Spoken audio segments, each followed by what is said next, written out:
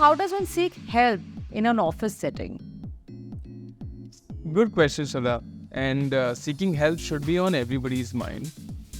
और ये कॉन्टेक्स्ट क्या मैं बताता हूँ कि जब the audience जो देख रही है, right, MBA college students etc. those who are joining for the first time or they are new, like 1 साल 2 साल whatever, help मांगना सबसे ऊपर एजेंडा में होना चाहिए. कहीं भी अटके ना, सीधे बोलो कि भाई हेल्प मांगने. By the way, when you join, लोगों को वो दिए जाते हैं इंस्ट्रक्शंस की हेल्प कर देना, आपके बडी असाइन किए जाते हैं. सब क्यों किया जाता है? So that your landing is smooth, so that you come up the curve quickly and you start producing quality work, adding value, so to say. तो हेल्प तो एक एजेंडा होता है कंपनी का और आपकी ऑर्गेनाइजेशन का एजेंडा कि भाई जो आ रहा है अंदर उसको हेल्प करो. तो you should not stay back from it. That's one. तो सबको सबसे पहले आपका जो बडी शडी होगा ना, उससे तो सीधे उसके ऊपर बेताल बन के बैठ जाने का. वो विक्रम तुम बेताल, तो सीधे चढ़ जाने का, सर ये बताओ, सर वो बताओ. And you know, in a nice way, of course, you know, these are all smart people. Jokes aside, they know how to handle this. लेकिन हेल्प मांगना सबसे इजी होना चाहिए सबसे पहले. ओके, शर्माओ मत. आपकी अपनी शर्म को अपनी जेब में रखो, पीछे वाली, जब ऑफिस में आप एंटर करते हो. सो आस्क फॉर हेल्प. जैसे सीधी बात है, अपने बैंकिंग का एग्जांपल देता हूँ. जो नए लोग आते हैं, अब जैसे उनको डेटाबेस का एक्सेस चाहिए, कुछ नहीं हो रहा है, तो जो भी रिस्पॉन्सिबल है, यू नो, जो भी टीम रिस्पॉन्सिबल है उसको लिखो.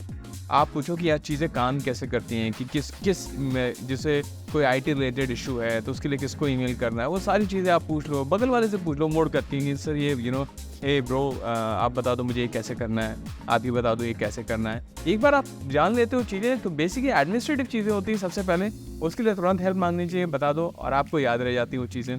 दूसरी बात है काम को सीखने की चीज़ें, हेल्प की, ये कैसे करना है, एक्सेल में ये कैसे करना है, पूछते रहना चाहिए. जितना जल्दी जितना ज़्यादा पूछोगे उतनी जल्दी ग्रो करोगे. सो इसका सबसे आसान है हेल्प करना नए लोगों की, न्यू कमर्स की. कंपनी का, ऑर्गेनाइजेशन का खुद का एजेंडा होता है, तो आपको शर्म तो आनी नहीं चाहिए. It's an agenda.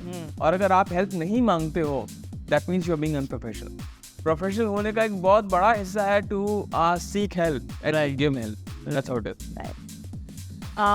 You know, अभी हम खुद अपना स्टार्टअप है, so we know how important it is to have people who have a sense of ownership. We want people that please take ownership. So how important is this ownership in a corporate setup versus a startup? I also wanted to talk about these. सबसे पहले ना, great question. सबसे पहले ownership की बात करते हैं कि ओनरशिप क्यों दिखानी है, मतलब करना ही क्यों है. मैं आया, काम किया, गया, डन. तुमने मुझे काम दिया, हो गया, मैंने कर दिया.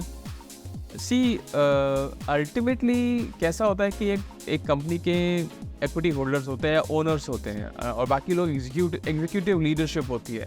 अगर कोई ओनरशिप नहीं लेगा, वो सारे आए काम कर गए, because the thing is it's not just a काम, just a product you made in a factory और you did a PPT etcetera etcetera, वो तो हो गया. लेकिन there is somebody who is engaging with people. जो रेवेन्यू आता है ना, वो केवल प्रोडक्ट और सर्विस बना देने से नहीं आता है, उसको डिलीवर करने से आता है. वो जो डिलीवरी होती है ना, आपके कस्टमर को या क्लाइंट को या जिसको भी, that delivery demands somebody have the sense of ownership and then deliver. क्योंकि delivery is not a simple process. उसमें बहुत सारा to and fro होता है, बहुत सारे लोगों के ईगो हैंडल करना पड़ता है, उसके बहुत सारे ऑब्जेक्शन हैंडलिंग करनी पड़ती है कि ये ऐसे हुआ, वह ऐसे हुआ, और फिर रिलेशनशिप मेंटेनेंस भी होता है, दुनिया भर की चीज़ें होती है. वो सब तब हो पाता है जब आप ओनरशिप दिखाते हो. Right. और आप बोलोगे मैं कौन हूँ, मैं तो बहुत छोटे लेवल पर, मैं एनालिस्ट हूँ, फर्स्ट ईयर ग्रेजुएट हूँ, और एटसेट्रा एटसेट्रा. ओनरशिप कैसे दिखानी होती है? जो काम आपको दिया गया, उस बोलो कि fine, I will take the ownership. उसके around you do research, ask more questions, इसको और मैं बेहतर कैसे कर सकता हूँ. ओनरशिप ऐसे दिखाई जाती है कि यू मेक श्योर कि जो आपने काम प्रोड्यूस किया है ऑफ द हाईएस्ट क्वालिटी. आपको कुछ फीडबैक दिया, take every feedback and do not repeat those mistakes. That's ownership. और going and asking for more कि ये कर दिया मैंने, now what do I do. आप एक टीम में भी ओनरशिप दिखाओ कि ये मेरी टीम है. Talk the we language. Don't talk I. Yeah, we are doing this. Talk about the company as, oh, we are a great big company. Our stock price has gone up, this and that. That's ownership. Take ownership. आप जब employee होते हो ना, आप owner होते हो. एक ownership दिखानी चाहिए और लोगों को अच्छा लगता है Right. That you participate. तो इस तरीके से ओनरशिप दिखानी होती है और दिखानी चाहिए। अगर आप ओनरशिप दिखाते हो तो लोग समझते हैं कि हाँ यार ये ये आ गया, अंदर आ का गया, इंसान है। ये अंदर आ गया।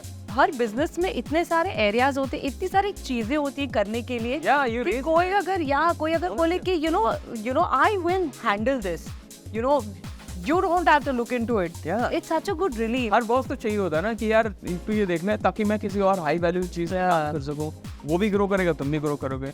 तो स्टार्ट टेकिंग ओनरशिप। Right. तो बहुत कूल चीज है। और Especially अगर in smaller organizations. मैं शुदा स्मॉल में भी बड़ी में भी हर जगह चाहिए अच्छा। होता है, हर जगह। और डेफिनेटली स्टार्ट में तो बहुत ही ज्यादा चाहिए होता है, राइट? Right. मतलब स्टार्टअप फाउंडर्स हम लोग ready, we are sitting ready, कोई आके बोलते हैं हम ये कर रहे हैं so that we can focus on something else, Yes. Right? तो ओनरशिप सबसे कूल चीज होती है। इजीली डिफरेंशिएट कर सकते हैं आप अपने आप को फ्रॉम अदर्स, इजीली, क्योंकि मैक्सिमम जनता ना 95% जनता, 98% जनता ओनरशिप नहीं दिखाती है।